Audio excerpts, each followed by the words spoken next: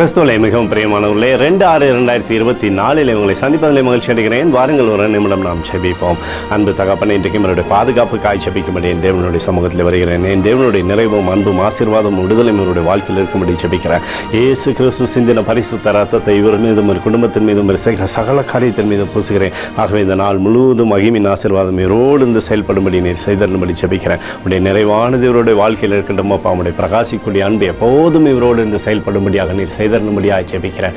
சங்கீதம் 90:14 காலையிலே எங்களை உமது கிருபை நாளை திருப்தியாக்கும் என்று சொல்லி எழுதப்பட்டக்கூடிய வார்த்தையின்படி அப்பா, எப்போதும் இவரை உடைய கிருபை நாளை திருப்தியாக்கும். பாதுகாத்து வழி நடத்துங்க. இயேசுவின் நாமத்திலே ஒப்புக்கொண்டு ஜெபிக்கிறேன் நல்ல பிதாவே, ஆமேன். பிரியமான ஜெப பங்காளரே, ஒரு நிமிடம் நம்ம இந்திய தேசத்திற்காகவும் ஜெபிப்போம்.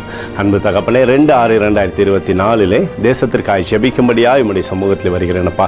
இந்திய தேசத்தில் என் தேவனுடைய கிருபையும் இரக்கமும் அபிஷேகமும் இருக்கும்படி நீர் செய்தருளும்படியாக ஜெபிக்கிறேன். ஆண்டவரே, நல்ல தலைவரை எங்களுக்காக நீர் தேர்ந்தெடுத்து தருவீராக. உடைய கிருபையும் உடைய கோலும் கைத்தடியும் தேசத்தை தேற்றட்டும். ஆண்டவரே, உடைய நிறைவானது தேசத்திலிருந்து செயல்படும்படி நீர் செய்தருளும்படி ஜெபிக்கிறேன். எங்களுக்காக அடித்து நொறுக்கப்பட்டுக்கூடிய இயேசு கிறிஸ்துவும் அவர் சிந்தின வெளியேறப்பட்ட ரத்தத்தையும் வைத்து ஒப்புக் கொடுக்கிறோம்.